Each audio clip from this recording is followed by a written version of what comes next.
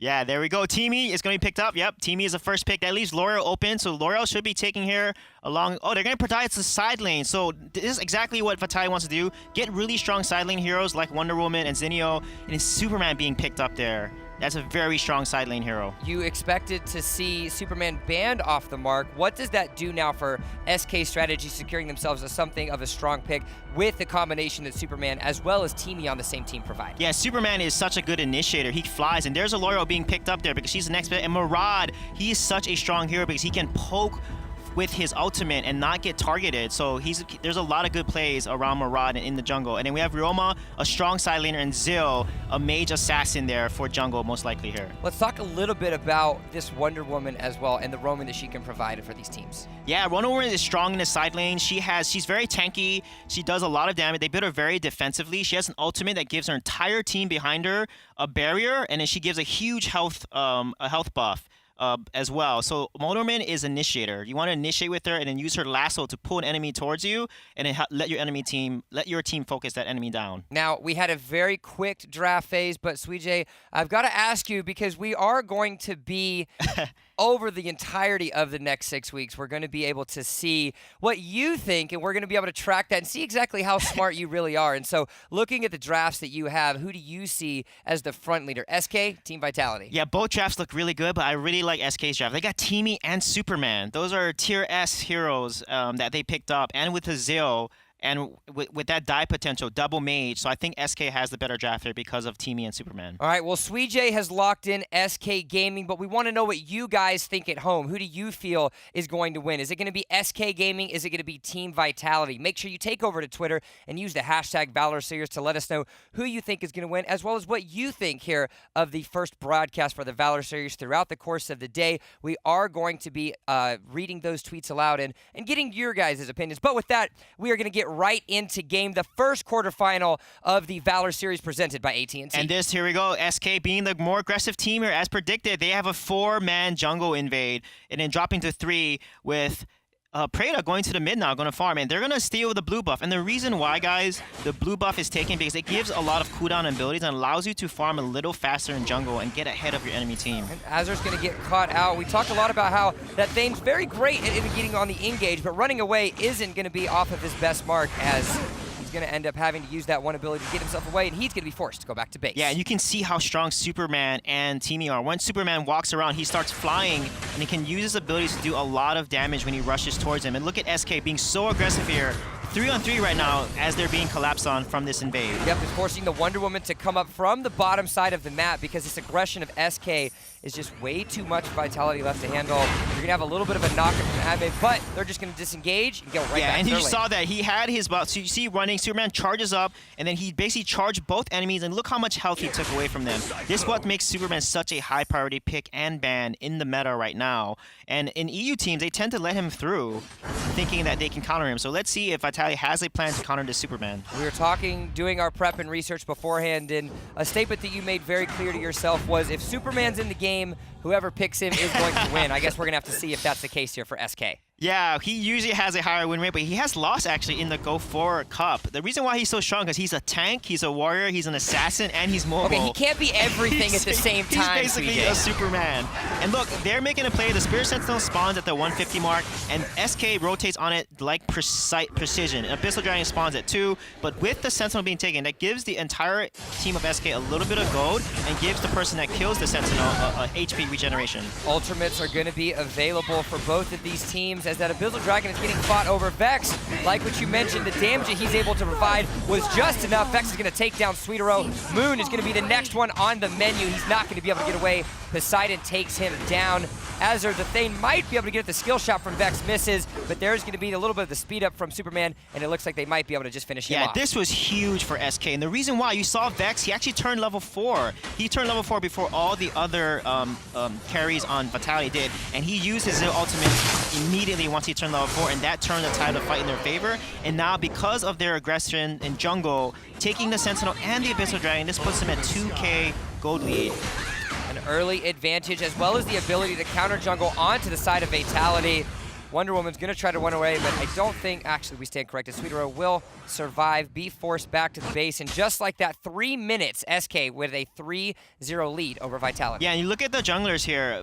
Zill already has his first tier 3 item. He has his Loki's Curse, and Murad has not even finished a tier 3 item. So they're behind right now. So what Vitality needs to do is they need to turtle. They need to basically look for opportunities to take advantage of SK's overextension, over-aggression, and get some kills on the map, because giving first blood over means you gave that person 300 gold and 3 kills already to 0, along with the Abyssal Dragon and Sentinel, puts Vitality a little bit behind in levels. Well, we had a very aggressive start for SK, but things have normalized themselves out a little bit. We need to talk about when the next level of aggression is going to happen for SK. Yeah, for sure. It's going to be around when the Abyssal Dragon spawns again. The Sentinel spawning in 8 seconds here. You can see on the mini-map it's counting down. So SK expertly positions on that side of the map. So that's how a good team plays. And look at Xenios out coming in here, giving damage reduction to Azure, and this fight is so close. Let's see if Vitality's gonna be able to turn this around and get 1 kill at least here.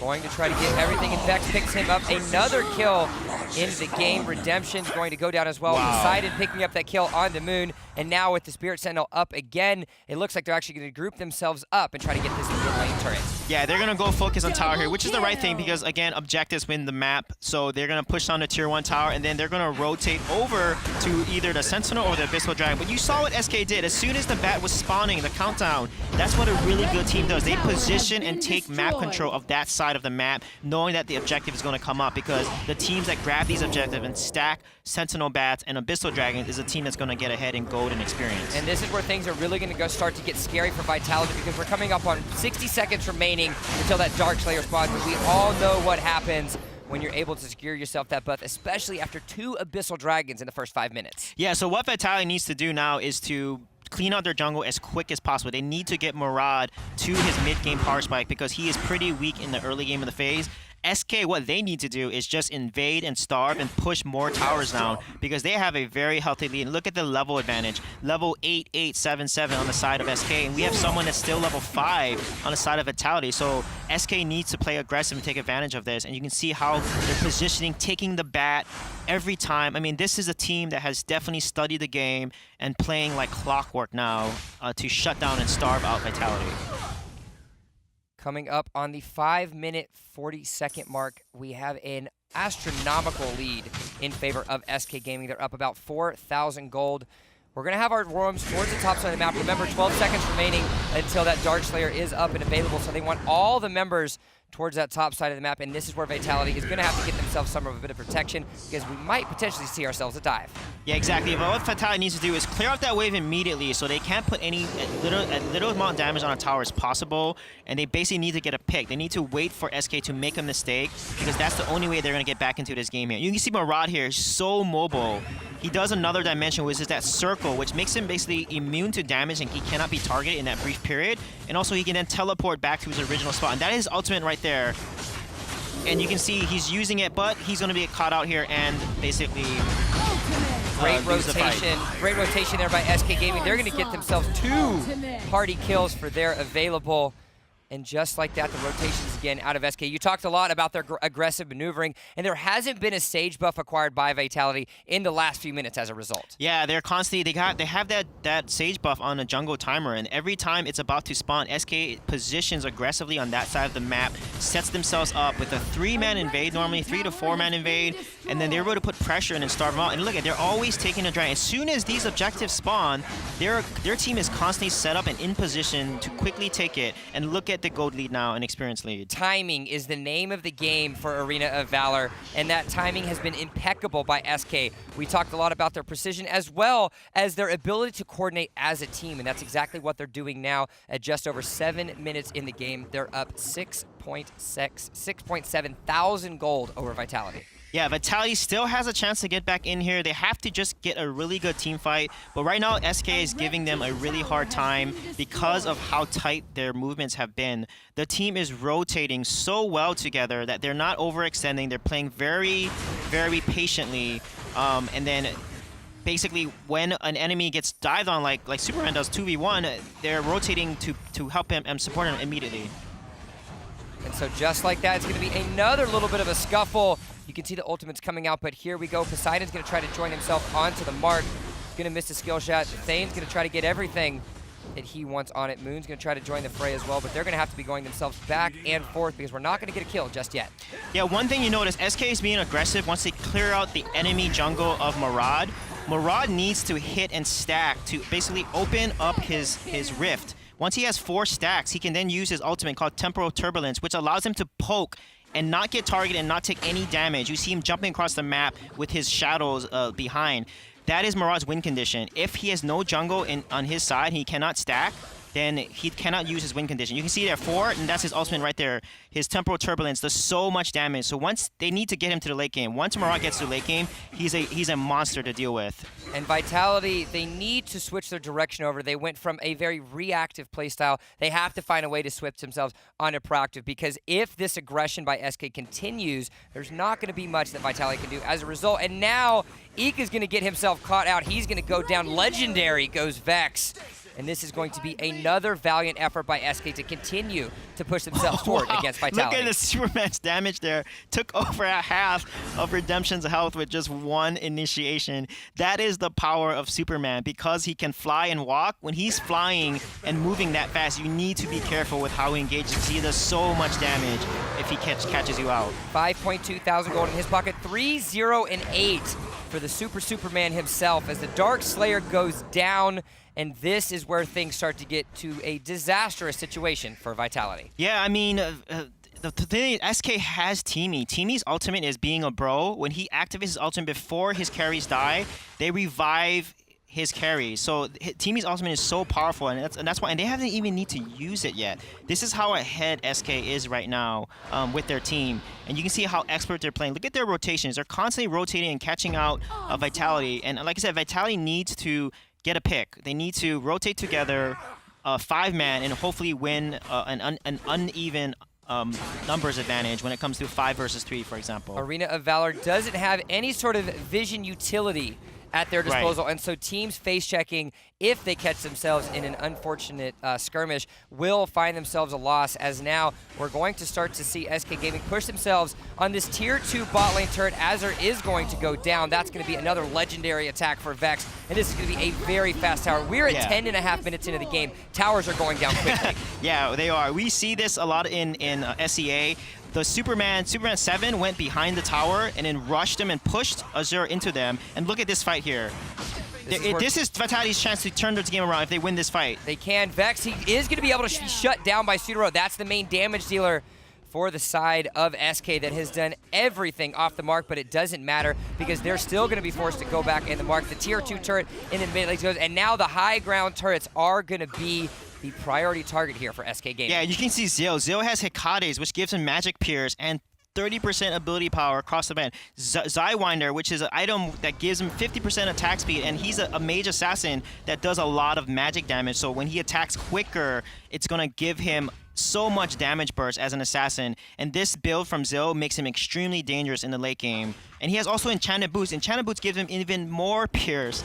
So watch Zil and watch how much damage Vex is going to do here when he uses Zil's ultimate. 15-1, 36,000 to the 25,000 SK over Vitality right now. And obviously, it's safe to say that SK is very heartily in the lead. So Vitality, depending, they might decide to chalk this one up to a loss. How are they going to change things for Game 2, considering the way that Game 1 is going? Yeah, they have to protect their jungle. They need to allow Redemption to scale. And if they know that SK is going to invade them, they need to trade more often. Don't even fight for the blue buff. Just trade and counter invade, and basically you avoid the enemy team. You basically do opposite exactly what they're doing. So if they're invading your jungle, you invade their jungle, and you basically don't fight. And look at that This play. could potentially be the last team fight, depending on how SK decides to play this out. No one has gone down quite yet, but here is where Vex continues to get the onslaught that he's had. Superman is going to try to go in. They're going to have all the damage against on the tower. Moon will take him down, but the damage does not continue. That high ground turret's going to go down. Vex does a great job at ignoring the team members to secure that objective, and this is the efficiency of SK that we've seen time and time again. Yeah, and you see that, well, Vitality did get 2 kills, but you see Teamy's ultimate. He actually revived, if you guys are wondering why we had that 1 kill and they killed on top tower, Teamy revived his ally, and they were able to come back right into the fight because of that ultimate. And this is what makes Teamy so strong. But this is a decent trade for Vitality. They did lose a tower, though, but they did get 2 kills, which kind of puts them back in the game. But again, they're still behind more than 10k gold and have not touched or gotten any Abyssal Dragon or Sentinels. Well, the gates have been opened. The middle high ground turret has been destroyed. SK securing themselves every Abyssal Dragon that has spawned and increasing their lead to 12,000 at the 13-minute mark. And with the more powerful minions coming down the mid lane, a simple split, a simple potential could happen for SK to take the game 1 victory. Yeah, and I want to comment about Superman's build. The reason why Superman has no kind of attack items yet, except for maybe that spear, he does 12% of his own maximum HP as damage, and he also has the Mail of Pain. That actually reflects damage that he gets. So as an initiator, this is a great build for Superman. It makes him super tanky, reflects damage, and can then CC and disrupt his enemy team. And that's why you see him on the split push. No one from Vitality can handle him at this point. The other 4 members are going to have, but just like that, 7 actually going to rotate themselves around. The bloodbath happens as Poseidon is able to take down another member of Vitality, and this could spell death, disaster, and the game 1 loss, as Vitality is doing everything they can to continue to fight, but I don't think it's going to be enough. Moon secures that kill onto Vex, but all the while, Pitch is going to have it. But again, Ooh, Vitality wow. barely gets himself survived, but look at how low that high ground turret on the top side is. Yeah, it is, and I was surprised SK didn't focus the high ground turret on the right side, because that turret was doing so much work. It was like the sixth teammate of the side of Vitality. However, they're so ahead that the damage just isn't enough coming up from the side of Vitality. They don't have a lot of tier 3 items to do that damage. And this is where things are going to start to get even scarier for Vitality. 2 of the 3 high ground turrets are done. The last-ditch effort, Pitch is going to find himself. He's going to go out, but it doesn't matter because that whip from Sudaro is get him back. The members of SK are going to have to be forced to disengage, but with less than 10% on that final high ground turret, as well as 2 already taken away, it looks like the cards are spelled out clearly for SK. Yeah, I love what Vitality is doing. Look at that. 4 of their carries have Medallion of Troy. Right, Thane, Wonder Woman, L'Oreal. Medallion of Troy gives you a ton of magic defense and also gives you a shield that protects you. You see Wonder Woman, Thane, have that little bubble around them. That's what Medallion of Troy does. So because Vitality has 2 mage carries, they have a Zil and a Preda, which are both mages and do a lot of burst damage. So Vitality is building very efficiently here to counter SK's damage output. They are indeed, but with very little infrastructure left for the side of Vitality, disaster could be struck very soon, but here is Vitality actually coming, get themselves back. Ika is going to be able to pick that kill up, and so now the onslaught from Vitality. You said they were prioritizing the items appropriately, and just like that, they're able to secure themselves a nice little couple kills. This is huge for Vitality, and it's exactly what they need to do, but earlier they grouped up, had an unfair fight. This is such a great fight to kind of rewatch later, but what they did there, they have a lot of magic defense. They have a good power spike, right? They can survive long. Look how much defense Thane is building as well. That allowed him to soak up the damage and allow his carries to then delete the side of SK there. So Vitality has a chance to come back in this game, even though they're still down 10k gold. 10,000 gold down, but the hopes and the dreams of Vitality are still alive as Redemption is going to do all of the damage right off the start with that ultimate. Now they're chasing down onto the mid lane, forcing the members of SK to rotate, and I like the fact that Vitality is sticking together. In these situations, there's so much damage on the side of SK that if they can chain their CC together and stay as a unit, they're going to have a much higher chance for success. Yeah, exactly. The key is Vitality needs... Murad is still behind in terms of his build, but he has 3 damage items, Soul Reaver, Rank Breaker, and Muramasa, which gives him some lifesteal, a little bit of damage, some pierce from the Rank Breaker. He can do a lot of poke because if you look at the side of SK, Preda does not have that much defense, so Preda should be Murad's focus. Preda just has no armor defense, so Murad is going to do so much damage onto Preda if he can land an ultimate onto that hero. So let's see if Vitality can turn this around and play to their win condition here. Going to have the Dark Slayer going down again in favor of SK. That health and mana regen is so important for a lot of these fights, as it looks like Azur's going to have to be forced to walk away, but the team he wants to come in, he wants to fight a very tanky front line for the members of SK. Yeah, they should not fight this because Dark Slayer gives your entire enemy team a 30% damage amp. That is really dangerous to pick a fight against, so they need to play passively, just play defensive, clear out the wave, and protect this tower here, and not get hit by the pokes of Preda, which they're being subjected to right now. So they need to play a little cautiously here so that they can survive and win this team fight. Still 2 high ground turrets are down and out for the count. The next wave of minions is going to come down, and this is going to be all but on the menu. This is the fight here.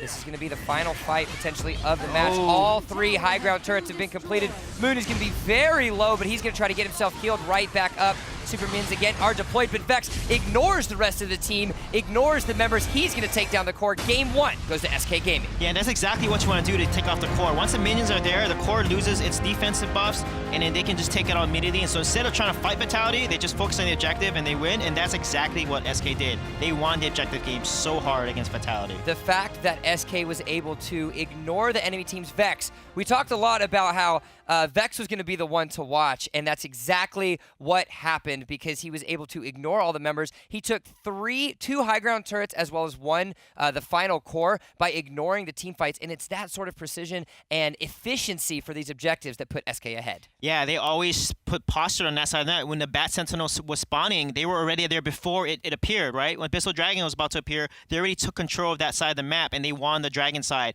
So this is a very important thing that Vitality needs to take a look at. And we can take a look at the stats. The MVP game decides that it's Poseidon, but it was Vex that was helping his team to victory with the 9, 3, and 9. Every member, 3 of the 5, finishing themselves in double-digit supports. SK making sure that everyone's getting look at his involved. build. It's ridiculous. Staff of Noah gives Pierce, Hakade's gives Pierce and ability power. Rhea's Blessing gives lifesteal and ability power once he's below a certain health percentage.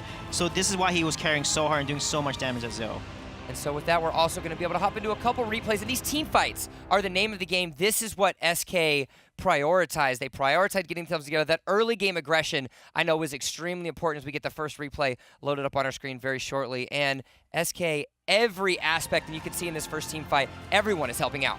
Yeah, and this is a good rotation. You see, they always have a rotation where they're outnumbering the enemy team. SK always had a 3 or 4-man invade, or they collapse on lane, and they always basically had a numbers advantage. Because of these really tight team rotations, they had such great team fights that were just not even against Vitality, and Vitality just could not respawn because they were surprised by such a great rotation by SK. They were, and it's every opportunity that SK had to go on the aggression, they did that. We can see in our second replay here, I believe it's just over at that 6-minute mark. That is when Vitality really started to try to get themselves back and forth, but the power of SK just showed. Yeah, you can see Vitality had a nice fight here. They caught out. Zenio jumped and did his Malice, which stuns when he lands. It's AoE stun, so he stunned 2 people, and then the entire Vitality and focused him down. And this is their chance to really get back in the game a little bit. But because they lost that early game and mid game so hard, it was a struggle still, even though they won that fight. But Vitality did not give up. Vitality ensured every opportunity they could to be as a unit. We can see on our third replay that that's exactly what Vitality did. Any opportunity that they could to get themselves a little bit of skirmish on, that's when it happened. Yeah, for sure. And I think with the draft-wise, they need to think about a better draft, and securing teaming is really important because SK took it away. So now they're first pick. So is Vitality going to be able to take away the teaming and not give it to SK because he played a big role in the beginning of the game? And so we are going to find the final team fight of the day, and that's exactly where we saw Vex took over, because even though they decided to fight themselves around that top turret, it was Vex, as you can see on your screen. At some point, he ignores the team, goes around, secures himself that core as well as that victory. Yeah, exactly. And you can see there, they're ignoring the fight, and Vex basically lets his team kind of distract Vitality, and by himself, the amount of damage and the item build that he has, he's able to take down that core easily. All right, let's talk for a second about what needs to change for Game 2. We can take a look at the bans. We had Violet, Lindis, and Malik, Liliana, Tulin, and Max are for these 6 bans. What does Vitality change in this now, what we said, 6-ban phase coming into game number 2? Yeah, I think when Superman was open, maybe one of their players don't play it, but they need to take Superman. He just gives so much power in the side lane. If you can win the side lane and the enemy team is invading you, you can then rotate down and help your team out and collapse onto the invade, and that will put them ahead. So they need to secure a stronger side lane so that allows them to counter the invade. Well, you said it first. SK wants to keep themselves up successful. Vitality wants to get on the back, and so we're going to get the bans pulled up for that very shortly. What does SK need to do to keep themselves strong and to keep that aggressive maneuvering successful? Yeah, keep up with these drafts. You know, as long as they can get these not only drafts, they're getting really strong heroes, but more importantly is their rotations. They need to keep up with their tight rotations. They know when the objectives are spawning. They win that side of the map. They get control of the map, which allows you to then take that objective and then Vitality just couldn't contest. So as long as they keep that up, SK is going to continue to win these games. So another difference that we have for game number 2, SK is going to be on the red side with Vitality getting that first pick opportunity. Do you see Lindis potentially falling through, or do you think SK is just going to say, you know what, we're not going to put that in your hands, and we're going to force you to play something different? They're going to ban it because it was banned the first game, and they don't want redemption on that Lindis because he plays Lindis so well that she's broken on him. That's how good he is with Lindis. Now, Team E was the first pick for SK for blue side on game number 1. Do you foresee potentially Team E going into the hands of Vitality to maybe try to Probably take not. that away? I think SK is going to ban away that Team E and not allow it. So Max and Team E will be banned. Max is such a strong side lane. He has a global ultimate that can get him across the entire map. His ultimate liftoff gives vision on the entire enemy team when he activates it. I mean, that's why Max is constantly banned. So if they let that through, that's going to be a really hard hero to play against. You also have to consider the Superman. Obviously, Superman fell down to the 2-3 pick for SK on the blue side. Yeah, which is weird. Yeah, it's weird for me. He's the most banned hero in all regions, actually. He's most banned and most picked. So I'm surprised that he wasn't even first picked by Vitality, and they let him through. So that was very surprising for me. The fact that not only was he not a priority, but he clearly was a deciding factor in those matches, the CC to provide, and we saw plenty of opportunities, super simple, one-shot potential, but those bans are going to be up on the mark next for you for game number 2. Yep, and just like that, it's going to be the Teamy as well as the Superman banned away. Yeah, see, I knew it. Max and Teamy are going to be taken away. Lindis will be taken away. Violet, again, one of the best marksmen right now, and Superman finally getting a ban. So I'm surprised he even made it through the first game. So now at least Wonder Woman open for side lane. Malik, Zenio, all super strong that we saw. Malik, Zenio together synergize really well. They both have AoE type of stuns, right? Zenio has the Malice, and then Malik has his ultimate that stuns the entire team. So we'll see Malik and Zenio being a priority for side lane along with Wonder Woman. And then Ryoma is also very good as well in the side lane. He gives a lot of early game pressure. And his kit is really strong with his long stun. With his Willing Blade can stun from far. So let's talk a little bit more about that Wonder Woman. We didn't really talk about it a lot coming into the first game. That was picked, definitely a priority pick for the side of Vitality with the potential of getting that in their hands. How do they change that Wonder Woman playstyle? Because she didn't have as much of an impact as what I think they were looking for. Yeah, she needs to win the side lane, right? Pressure side lane, win it, push the lane to tower, and then basically distract that side laner, and then rotate down to mid and use her lasso, right? Her lasso can pull an enemy hero to her. You know, if they're same health or over 50% health, it'll pull the enemy hero to her. And if they're lower health than 50%, when she uses lasso, it'll pull herself to the enemy hero to be a more of aggressive play. So they need to use that lasso to make some really nice ganks with her. And her ultimate, right? If they're together in team fight and she ultimates and initiates, right? She gets a huge barrier, and then anyone behind her gets also a barrier of health as well, and it makes them extra tanky, and that's when they want to engage, is when she uses her ultimate. So I think those are very important plays of Wonder Woman. That's the reason why she's picked in side lane. She's a bruiser, she wins the side lane, and she can rotate and make up ganks with her little nice lasso. Now, let's move past the ban phase. Obviously, we're going to get into the draft phase very soon, but the early game of SK decided that match from the very beginning. If you take a look, obviously it lasted. We had about a 15-minute game. Vitality did a great job at stalling a little bit early, but it was SK's early game aggression that really put themselves in that dominating force. Let's talk about what Vitality can potentially do to stop those invades. Yeah, Vitality needs to do a line formation. This is a formation that gets information, and it tells you where the enemy team is going to do. So basically, you set up an entire line across the whole minimap. You put everyone in the bushes across the whole minimap, across your jungle and lane, and then once you see like a 4-man or 3-man rotation, you then tell your teammates immediately, and then they will rotate and then counter invade. You want to trade at that point because you already lost invade when SK has 4 people invading. You can't get your 4 teammates in time because they're already there. And how you counter that is you need to trade. You can't contest the blue. Someone needs to pull the blue golem and waste SK's time, because when you pull the blue golem out of the range of position, he will then reset. It's called a reset. He'll walk back to his original location and heal his life at a rapid rate, which then slows SK's invade down, because their goal is to get that blue. Once you get that blue, it gives you a level 2, and then you can then use that to snowball. It's also safe to say that SK had timings down almost to an impeccable level. They did. Not only were they able to get into the bottom side, the Sage side jungle early of Vitality, but the second they 3-man invaded, they rotated themselves up the river, then invaded onto the Might buff, and then every Sage buff for the next 6 minutes was absolutely dominating. They had it on a timer for sure. I mean, SK just played that phenomenally well. They had it on timer. they set themselves up to win the side of the map that the objective was spawning, like the Bat or Abyssal Dragon, and they won every single dragon. I mean, once you stack dragons like that, the win rate is ridiculously high because you're so ahead.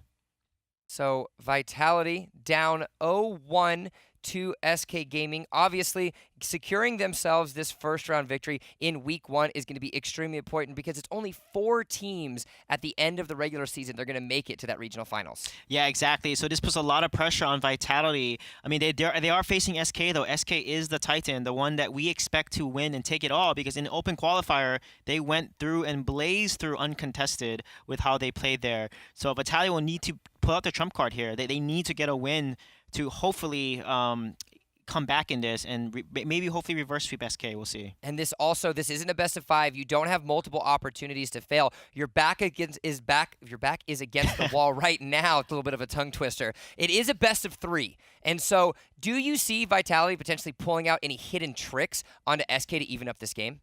Yeah, the thing is, probably not.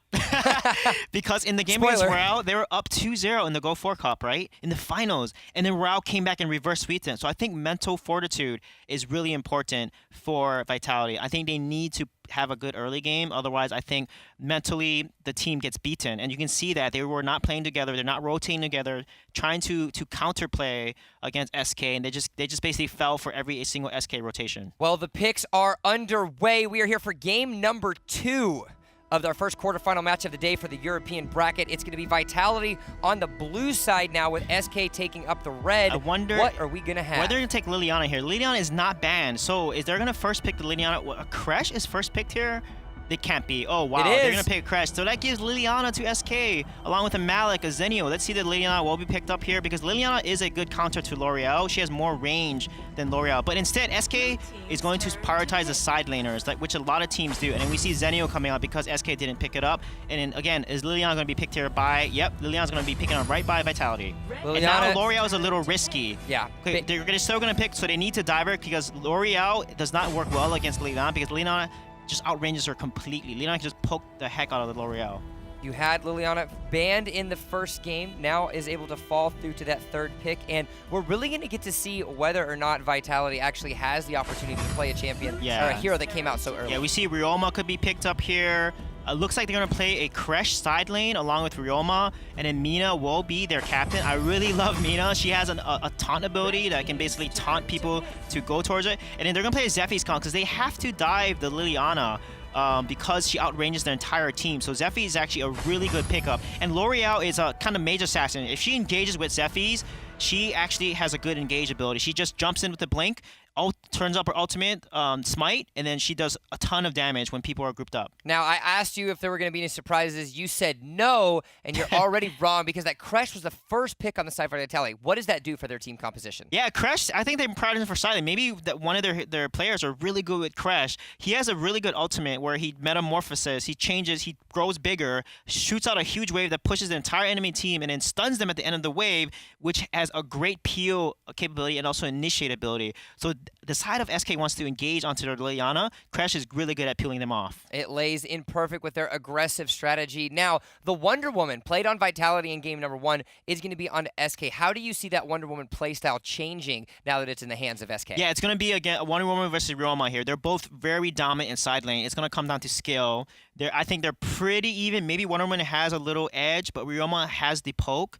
He has more range than Wonder Woman, so he can harass her with his wielding blade, and every 6 seconds he can hit her from far. So let's see how that plays out. Well, just like that, we are going to be in game number 2 of the first quarterfinal of the day here in the Valor series for Europe. It's going to be SK up 1 game over Team Vitality, and this is where things are really going to start to get interesting. Yeah, SK does have a nice composition. They're not going to invade because Liliana is actually a little weaker in the early game.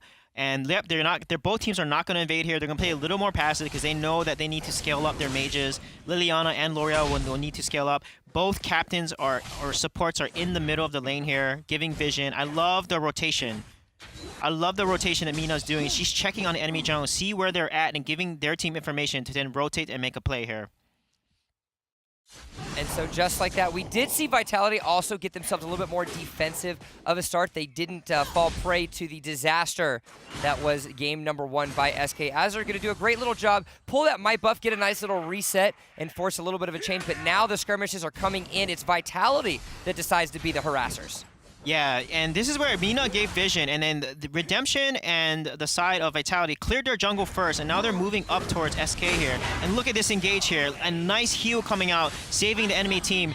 And let's see, it's going to come down to a few engage, and wow, SK takes the kill there. Poseidon's able to pick up the kill onto Azure. Vex as well, and so just like that, that's going to be a nice little rebuttal there by Vitality. We said they needed to change up their playstyle, and they're doing just that. Yeah, Vitality's definitely playing more confident, more aggressive now. This is looking really good for Vitality. SK did get the first kill, which gives them first blood. However, the gold lead is now swinging a little bit advantage in the side of Vitality, and they're doing a really good job here. Arena of Valor, unlike other MOBAs you have the ability to buy your items while you're on the map. Yeah. And so if you are aggressive and you're able to get some extra gold into your pocket, you're going to find yourself in a much more successful position. Yeah, and let's see who's in a posture. You see there, Azure is doing such a good job giving constant vision to his team. He then goes to the Abyssal Dragon, see the enemy team is on it. He pulls it to reset it, so it goes back, so that SK has no chance to rush it. And this buys his team more time because Roma is going home, and now they can basically set up and contest Dragon at this point. I like the patience of Vitality being able to ensure that they're going to have these defensive positionings against the members of SK, because SK's aggression completely dominated, but more importantly, took the members of Vitality off guard. And so now things are going to be very important for Vitality to come off the mark. As that Abyssal Dragon is spawned, the members of SK are wanting to posture. The bird's going to go down into the favor of blue side. So they're going to have that vision capabilities. They're going to try to zone off the members of Vitality, but they're going to be trying to stick around. But all 5 members of SK are available. Look at that ultimate by Dragon. Crash there, and this is a huge push there. And then Zenio comes in from the other side of the map. This could be a turnaround fight for Vitality here, and are they going to secure some kills here against SK? And they do. Beautiful play there. This is what makes Zenio so good. He can ult from across the map, and they secure the Dragon and win the trade here. It's a 2-for-2 trade, but they get the Dragon, which is huge. 3-for-2. 3-for-2 trade, but more importantly, like you said, it was the fact that they got that Abyssal Dragon in their favor. That was a beautiful effort by Vitality, but more importantly, it was the patience that brought them on. We're going to be able to see in just a second exactly what happened on that mark, and this is where things are important, because SK, like what you mentioned, they were posturing. All 5 members were around, and now look at the Zenio all come down onto the Crash there. Look at that stun. He lands a huge stun on an entire team. And look at their focus there. They're able to get the kill on Vex. Their key person, get the kill on Lumbar, and then get the Dragon here. Beautiful fight by Vitality. We have conversed a lot about the power of Vex and what he provides for their team, but more importantly, if Vex goes down, that's the shot caller down for the members of SK, and so it's a really great effort for them if they're able to take him down, which in that last engagement they did. Now Vitality is up 2,000 gold here over SK at just over the 4-minute mark. Yeah, I really like how Azure is playing. Watch the Mina. She has her second ability called Death Sit. She can pull someone to her and basically take them, basically put them out of in a really bad position and slowing their movement speed for 50% for 2 seconds. And she has ultimate Dark Dominion. That is the huge one. She doesn't have Flicker, but if the enemy team is engaging on their Liliana, she can use Dark Dominion to taunt the entire enemy team towards her and make them attack her instead of anyone else, and that gives the Vitality the time to then focus Vex down. 25 seconds until the next spawn, and we're at just over a minute until that Dark Slayer spawns. We talked a lot about the power of the Dark Slayer, but both of these teams actually delayed their first Dark Slayer take in that last game. Yeah, for sure. And you can see that Liliana is quite ahead here. 2.9k gold versus L'Oreal's 2.3. She already has an orb of Magi and a Gilded Greaves, and L'Oreal only has an orb and a tier 1 boot. So this puts them a nice lead here, where now they can start pressuring the map and hopefully start to snowball SK. Siege weapons are up and available into the side, and now we're going to have Pitch try to get himself a little bit of an engage. We saw the last team fight of the Abyssal Dragon be a big decider for Vitality, but now it's Poseidon. He's going to go down. And what is this Vitality team we did not see in the last game? They're catching them out. I mean, they're playing exactly what they need to do to win the fight. L'Oreal was out of position. It was a 1v4, and the Crush ulted. The Zinio came in from across the map, stunned her, and then L'Oreal was then locked down. That's L'Oreal's weakness. Once she gets locked down, she can't use her very mobile abilities and blinks to dodge, and they're able to win that trade, get the kill, and take another dragon. Now they're stacked 2 dragons, and they're ahead in gold and experience. And look at the gold lead here. They got 2 dragons, and SK only got 1, but look at the gold lead for the side of Vitality. It's growing, growing, growing even farther for the members of Vitality. And we said they needed to change up the playstyle and stop the aggression. They're the ones that are being proactive now, ensuring that they read exactly where SK going is off the mark. Yes, they lost in a reverse sweep to Royal last week, but that doesn't mean that they don't have the capabilities to take something off of SK. Yeah, the good news is SK has such a huge combo. They just need to fight together, right? Lumbar has an AoE stun, his ultimate. Zephy's has a knock-up, AoE knock-up. Malok has an AoE stun. So as long as they combo those 3 together, they can easily turn a fight around.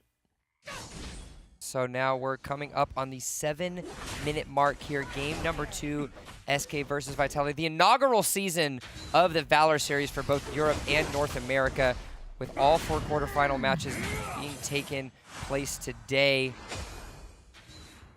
as we're going to see a little bit of a slower matchup. Yeah, for sure. Let's see how Wonder Woman will be able to play a key role in this fight here, because they need to basically dive in there and try to get onto the Liliana. If they don't get onto Liliana, SK is going to have a really hard time winning these fights. Nice little bush check there by Aban.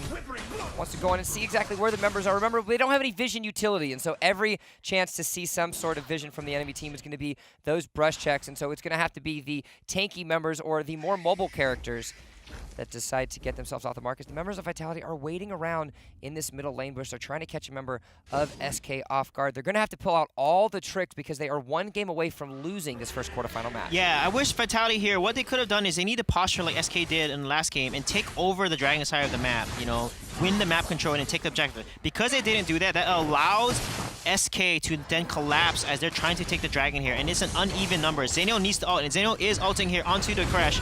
And now they're caught on. Beautiful ultimate by Crash there, landing a 3-person stun onto the team of SK. And I like the dive potential. You had 7 going back up onto the Liliana, forcing him to walk all the way around and join the fight. SK Pitch is able to pick up that kill, and now this is where SK decides to turn the things around. The zoning of the Wonder Woman was impeccable at getting themselves a little bit of that success. It's not going to be enough damage. Another tower has been taken off in, I believe, the top lane of the map. Ika goes ultimate, and there is a little bit of life blown back into the sails. Yeah, 7 just, I'm just amazed by what Seven's doing. In the last game, Superman, he made some plays, and now in Wonder Woman, he actually zoned out the Liliana. He 1v1 Liliana on the bottom left of the fight, and Liliana could not use her AoE abilities and could not do anything in that team fight. And because she was zoned out, their main damage dealer was not in that fight, and that gave SK the damage advantage, and that was won in the fight. And this is where you're seeing a different playstyle from the Wonder Woman that we saw in game number 1. Vitality using that for a reactive, allowing the engage of SK, and then peeling for her carries, but just as successful at diving onto the Vitality carries, which is exactly what she did to allow themselves that last victory. That 4,000 gold lead has now been reduced to 3 as SK is clawing themselves back into this match.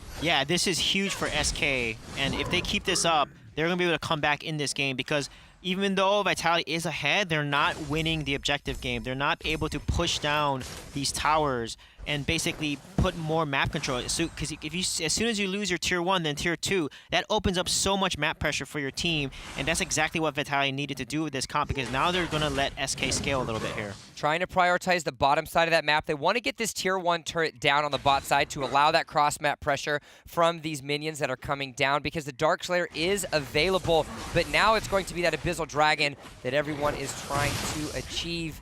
As it's going to be Vitality that wants to have it. I believe they're going to get it. Yep, that's going to be Redemption picking up that kill. Pitch tries to go in to help him out, but he's going to get caught out. Yeah, that was a mistake there by Pitch there, trying to get the dragon. The reason why it's so risky, because Ryoma has the Punish. Punish is the jungle talent that allows you to hit a minion for over 1,000 damage, and he secured the dragon with that Punish. So if Pitch knew that Punish was up, he probably shouldn't have dove in there. Nice little effort. Gave away Sudaro's going to get that little transform going. to try to see if they can take that top turret. We are at 10.5 minutes in the game, so those towers go down a little bit quicker. That's going to be Vitality defeating Abane. He's going to go down.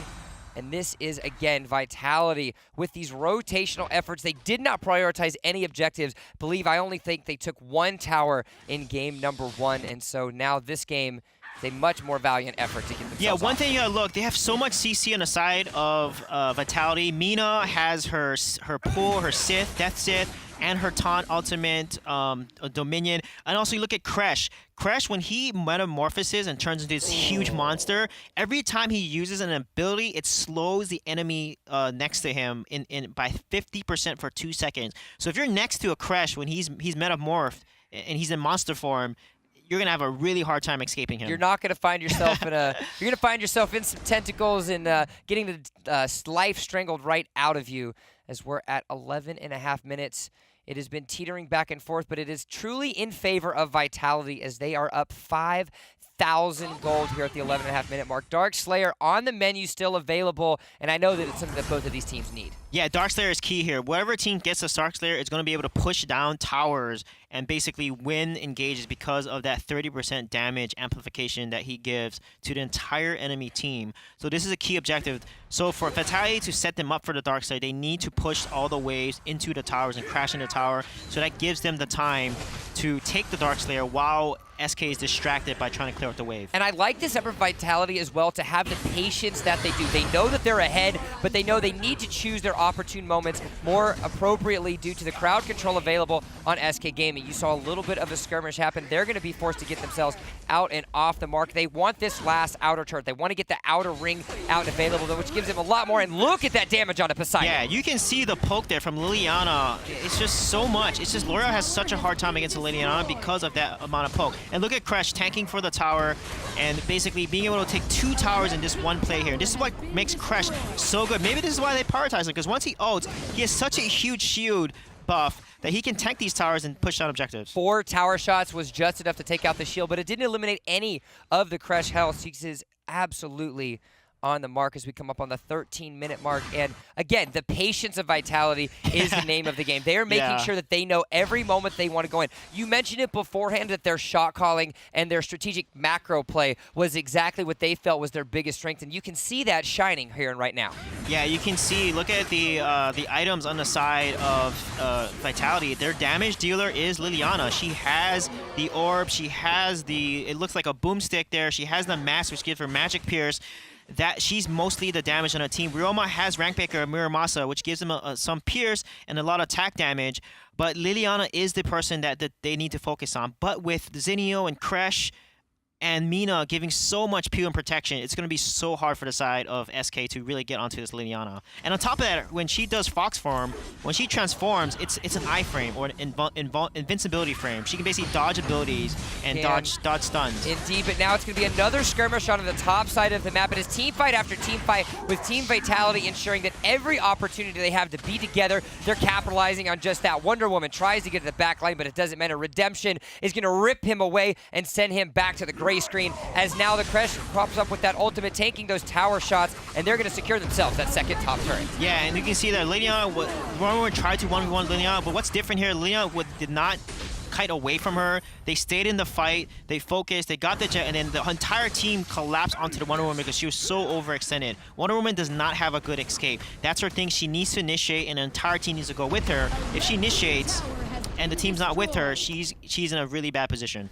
SK dominated game number 1. They were the aggressors, but more importantly, they were the ones that were blindsiding Vitality every mark. But now it's Vitality that's going to be striking themselves back, securing that first high ground turret. And this is where things are going to start to get very interesting, because with the super minions in the top side of the map, that's going to be a great chance for Vitality to secure themselves a game number 2 and even up the series. Yeah, for sure. I would like Lombard to use this Earth Splitter along with Zephy's Death from Above. That is, the Death from Above from Zephy is an AoE team stun. If the team is, Vitality's bunching up a lot. So Zephy lands a Death from Above on top of the entire enemy team, knocks them up, and then Lombard then does does an Earth Splitter to knock them up again. That's a combo that SK needs to execute to really win these team fights here. Now, let's talk a little bit about the scaling of both of these teams, because SK, while they have a little bit of a disadvantage, they do scale themselves up. Pressure's going to get that ultimate, a huge shield to take onto the back line. Moon's going to be forced to go away. A great little dive there by Vex to help them off, and this is a very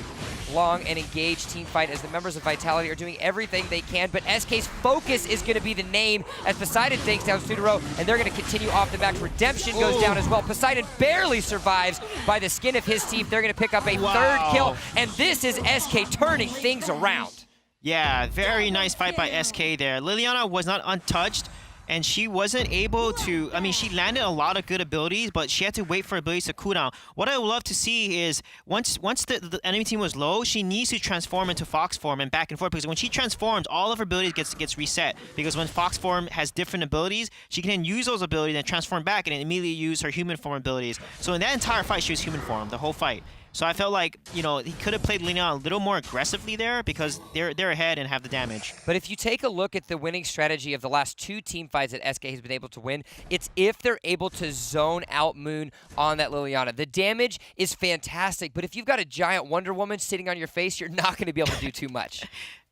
Yeah, exactly. And the one thing about Fox form that people don't know is she's one of 4 mages that can crit on magic damage. Her Fox form, which she uses ability, actually can crit. So that's something that has a huge magic burst potential, and this is what makes Liliana such a good hero, because you have to be careful with the Fox form. Once she dives in, she's in a vulnerable position, but she's more of a damage burst assassin that pokes from afar and then leaps into Fox form to then assassinate one of her targets. And that's how I would love to see Liliana be played, Moon play a little more aggressively with her here. A little bit of a slower reset now. We've had fight after fight, but both of these teams, neither one wanting to get themselves too aggressive, trying to calculate exactly when they want to make things a little bit easier for both of them, as now the members of Vitality as well as SK are lurking onto that top side of the map. You can see the split push happening. That second tier turret on the bot side is going to be very, very low, and it looks like Ika's just going to go in. He just wants to finish that off, trying to get that cross map pressure, as now the members of Vitality are going to get into the SK jungle and try to secure themselves a little bit of knowledge of where all of these members are. Yeah, exactly here. So now they're going to basically play a little more passive, both sides here. Liliana is going to want to poke as much as possible. So I'd love to see Vitality just poke more and not engage so heavy, and let Liliana do the poke and force a really awkward or forced error from the side of SK to dive onto and try to get to the back line for Liliana, because honestly, Vitality has the rain advantage, so there's no reason to dive against SK right now. Fights around the Darkslayer happening. Redemption's going to go off onto the mark. He's going to have to be zoning himself out, and just like that, it's going to be Wonder Woman taking down Liliana, the main damage dealer for Vitality, as this is where SK turned themselves around. They had the resilience. They weathered the storm of Vitality. A double kill is going to come down for SK, and just like that, they get ace, and that's going to be the game. Fumbled early, and that is probably going to be game. Instead, it looks like they're actually going to go straight for the Dark Slayer, but the disadvantage that SK had was now turned around with an impeccable team fight.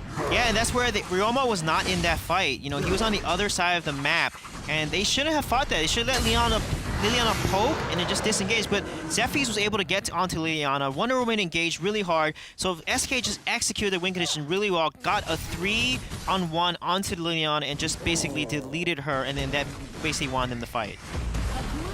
And so now the turrets are down. We are at the 19-minute mark, and this is where death timers are starting to get themselves very, very long as 2 turrets go down. The Dark Slayer is in the pocket. They're going to get themselves an Abyssal Dragon to boot, and just like that, that 7,000 gold difference is now been down to just 1,000. At the 19 mark, it's essentially near negligible. Yeah, and look at the build on the side of SK. They have 4 people with Medallion of Troy, except for Lumbar, who just needs a lot more defensive stats. But they have Medallion of Troy, which makes them a little more tanky against the Liliana's pokes. But Hercules Madness on the Wonder Woman, and it's the fist with the fire there. It's on Wonder Woman and Malak. That gives them increased attack damage, and also they gain a shoot for 8 full seconds when their HP falls below 40%. So when they're low, under 40%, this makes them extremely more tanky, and it gives them magic defense and armor, which is a great item I see picked up by Malak and Wonder Woman here. So now we're coming up on the 20-minute mark. Item builds are starting to get themselves finished and complete, and taking a look at the scaling of both of these teams, they are going to have themselves quite the opportunity, but look at how tanky that front line is for SK. Yeah, wow. Very, very nice poke there onto a lumbar. And they got to defend this tower here. It looks like they're going to engage here. And I think they should just, again, the Leon needs to poke more often here, and they need to just back up. There we go. Nice play by Vitality here. And let's see if they're going to convert this. And look at this combo onto the enemy team. Nice. Mina went in there, used her abilities, but they are not able to secure a kill. They're not. There's too many tanky members as well as too much regen available for the side of SK. Another blue tower has been defeated, and this is where SK is starting to. They clawed themselves out of the hole of the deficit, and now they're blazing full forward behind that beautiful shield of Wonder Woman and all the power that she provides. Yeah, what I would like to see the side of Vitality build to help Liliana is Soaring Aura. Soaring Aura is an item that if you're near the enemy team, it actually decreases their magic defense by 800 units. It basically reduces the managed defense within 800 unit span. So if the Mina or the Crash is around the enemy team, the entire enemy team loses magic defense and makes Liliana's abilities more potent. And I don't see a Soaring Aura to counter the Medallions of Troy that the side of SK has built. So this is going to be a really tough matchup now for Vitality because both teams have scaled into the late game and they're almost completely full build on every side. So taking a look at what you see from both of these teams, who do you feel is the outscaling? We don't really talk about scaling because very seldom do we actually see games go this long. Where do you see the scaling, and which of these teams do you see coming out on top? Yeah, I think SK has a better scaling now. Their team composition has a lot of defense. They have three. They have Hercules on Zephyrs and on Malik. Zephyrs is already tanky naturally. When he falls below a certain percent HP, he starts regenerating more HP and becomes a little harder to kill. Along with Hercules Madness, which gives him, a huge barrier for 8 seconds once his HP falls below 4%. They want to win the sustained fight here and get onto Liliana. The members of SK aren't grouping themselves into. Usually we see teams with that 4-1 split on the cross-map pressure, but instead they're going with the 2-3 mid lane to bot respectively because they want to make sure that they stay together because the crowd control that they have as a team are plenty of enough to lock down the high priority targets of Vitality. Yeah, and I really like the Zephyrs build here. He doesn't have a lot of damage, a lot of health.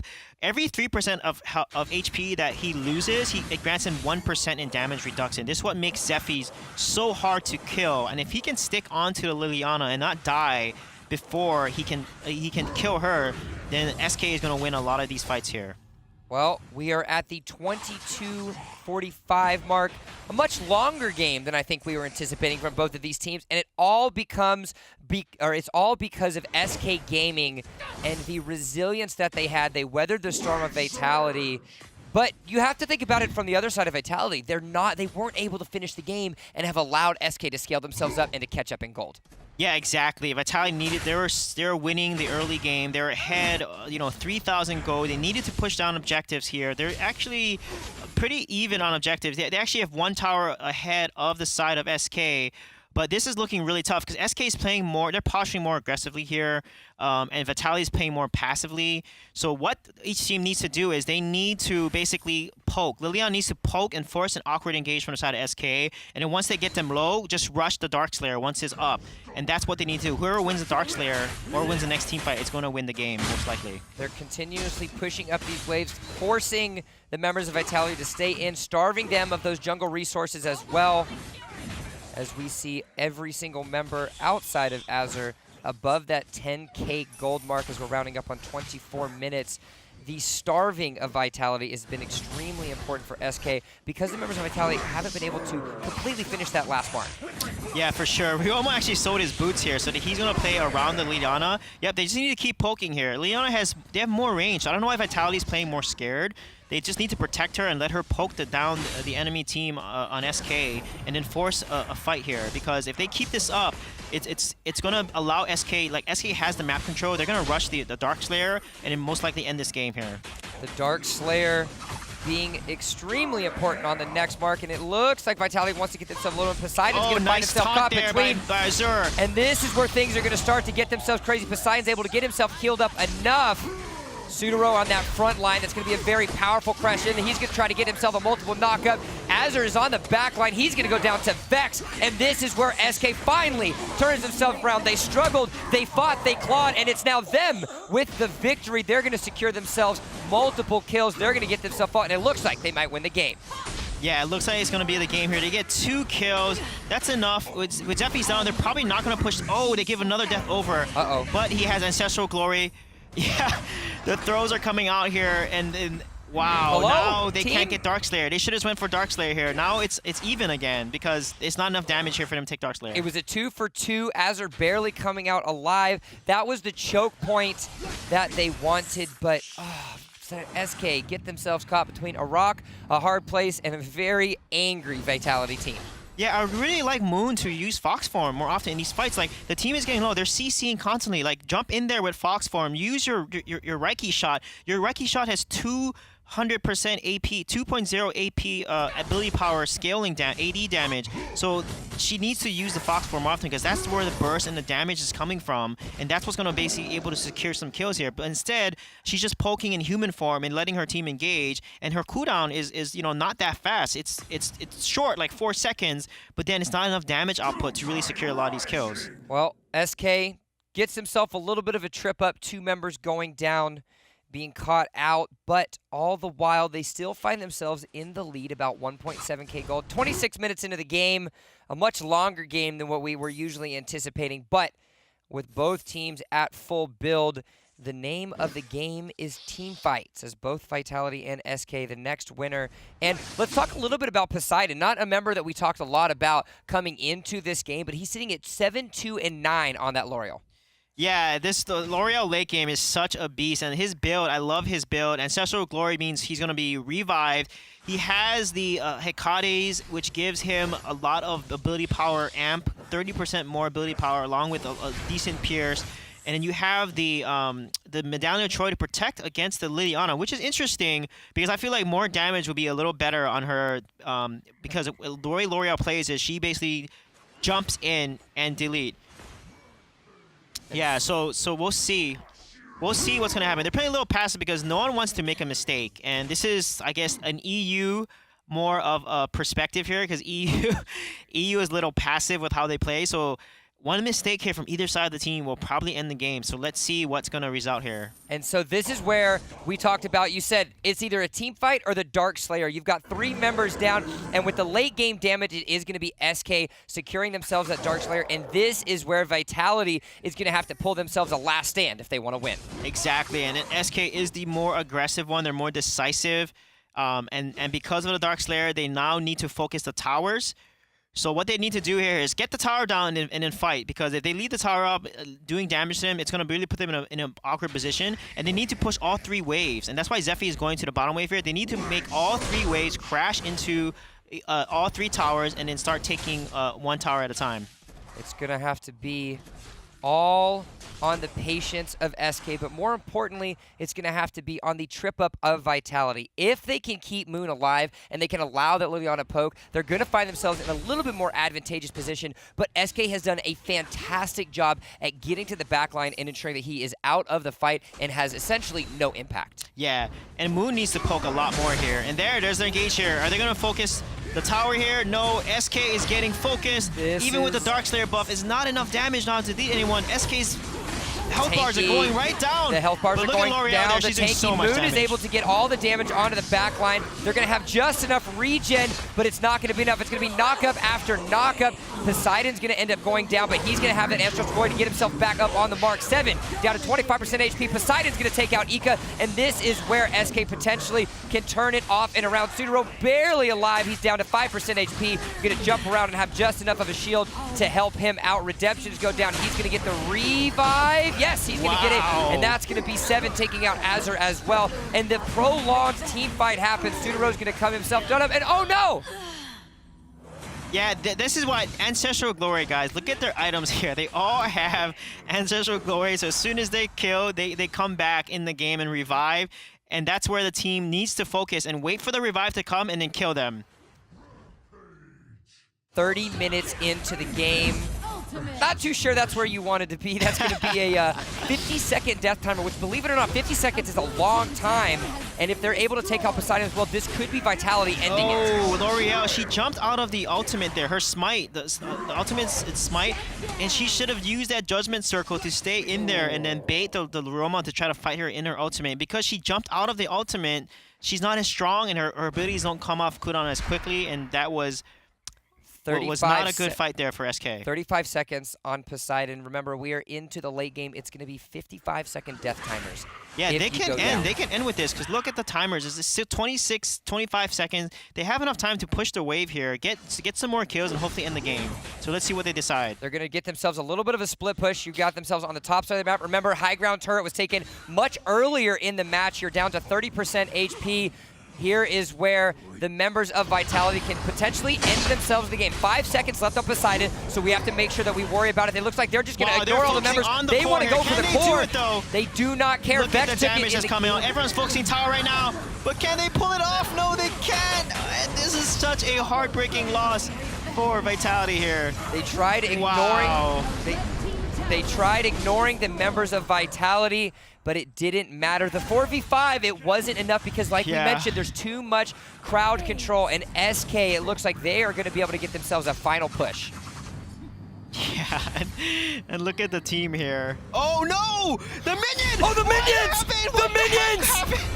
The minions come through! Vitality! The super minion! It's all on the minions. Who cares about a hero flex? I did not even notice that. They get themselves the victory and the backdoor of all backdoors. Goes to super minion. Even a pawn on the chessboard is the most important factor. They take them down, and over 30 minutes, we saw SK and Vitality fighting. But I thought they were taunting. I thought they were home basing the taunt and saying we won the game, but they were actually trying to get home. I've got heart palpitations on that one. It was the unseen minion is the deadliest at the end of the day.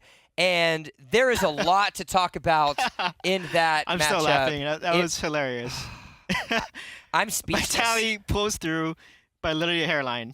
I'm speechless. Let's pull up the stats because I think that was the real tell at the end of the day, 26-21.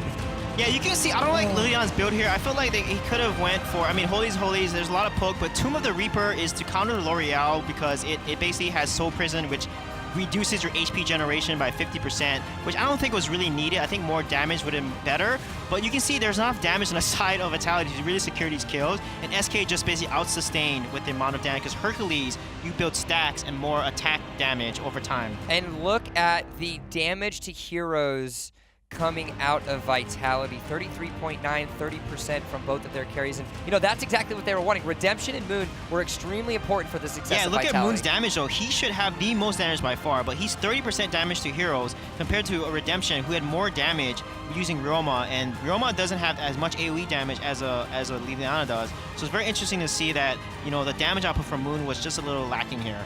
Well, let's go ahead and take a look at our replays from that last match because I know there's a lot to talk about. Our first one in the early game meaning 8 minutes. We had a 30-minute banger that we just brought to your eyes, and this is where that first fight around that Abyssal Dragon really made things happen. Yeah, this is key. Watch the Zenio out coming in here. It was a beautiful play by the side, but look at that. The Wonder Woman 7 is zoning out Moon, so Moon can't do anything. Moon uses Fox form, and it lands the shot, but because Moon is out of that fight, SK wins this trade here, and it's a really good play by the side of SK. Look at Moon. Moon is not in that fight, and as a result, they barely win that trade, and that turns the favor in the side of SK here. SK, like we said, everything that come off the mark was extremely important. Our next replay is going to be at just around the 18-minute mark, and this is where SK starts to really get themselves back into the mark because they really capitalized on Vitality, but more importantly, it was the fact that they were able to zone out Moon. Yeah, exactly. Moon needed to poke more and then just use Fox form more often. And then when you transform into a Fox and back to human form, it's an I frame. It's an invincibility frame. She cannot be targeted. She cannot be damaged. So he needed to basically bait and play around that and then use the Fox form to do massive amounts of damage in the middle of that fight to just delete someone. Because SK got so low so many times, but no one had the damage output to secure the kill. No, they didn't. The Wonder Woman zoned out the Liliana an unbelievable amount of times. We're going to pull up that second replay on your screen in just a second. And like we we said, this is where SK shines, and it's being able to prioritize the top projects. You can look at the bottom left of your screen. Here. Liliana is focused by Wonder Woman, by Zephy's. Lombard goes in there, and boom. They just executed their win condition so well. And Liliana gets caught out like that, there's no way Vitality's going to win any of these fights because she is the one that does the most damage. And I love SK's itemization. You know, they build, all 4 of their divers built Medallion of Troy, which gives significant amount of magic defense and also a barrier, a shield that absorbs a lot of magic damage on top of the magic defense it gives on top of it. But the moment we have to replay, the one that ended the game, this was the most important minion to have ever stepped on the Antares battlefield. It's going to be for Vitality. They ignored all the members, attempted to end the core, and this is where it happened. The lasso wasn't enough. That's all you need for a replay. Yeah, that's why all. That minion there is a super minion. He can absorb so much damage. It was amazing to see that. It was very interesting indeed. And in just a second, we're going to be able to do something else to make sure that we can break down exactly what happened in one of these team fights. We have a telestrator available. Suijay, the team fights and the zoning of both SK and Vitality, as we're going to be able to see in just a couple seconds, was extremely important. Vitality's patience. Let's talk a little bit about that. Yeah, Vitality, you know, I think they needed to be more aggressive. They were playing too patient. When they had the lead, they needed to push it, but they didn't assert dominance. They didn't assert map control. When the Dragon showed up, they didn't take over that side of the map like SK did the game before, and they let SK contest those objectives, and you can't do that if you're ahead. The Wonder Woman we saw in our second replay zoning out the Liliana throughout the entirety of the match. But another member, which was actually Vitality's #1 pick, was that Crushed.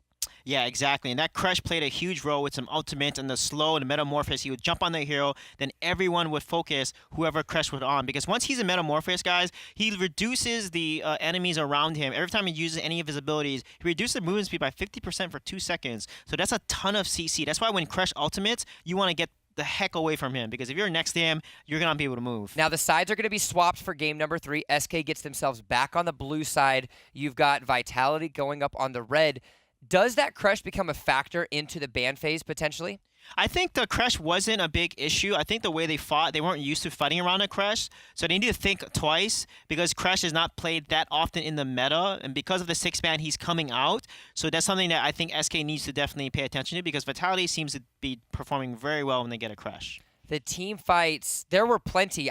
We had plenty to pick from, but we're going to have one that we're going to come on the screen shortly with that telestrator, and this is where you're really going to have to see, and the breakdown, I know that you are excited to show everybody. Yeah, we're going to have it up sure. on the screen. We've got this beautiful little back here, Yeah, but now we've got great. you. Go for it. Yeah, and this fight here, you can see there, Wonder Woman is coming in. Liana is off from the fight here, and you can see we're gonna quickly pause right here, and you can see Malik coming in there on the fight. Crash misses his ultimate right here, not able to hit that, and then you can see the focus. SK is basically zoning out Moon. You can see Moon has to retreat over here, right? Malik lands a beautiful ultimate right here. L'Oreal's ultimate is actually out of position, but she wants to engage with the team, and then the focus from SK is basically what helped them win these fights. You can see all the hues were used, and now we're going to continue to play here and see how this fight plays out for the side of SK. And look, Moon is not in the fight, not doing any damage, and then SK, you know, with the item builds and what they have, they basically sustain and do a lot better over time. And then as soon as Sutaro gets out of position,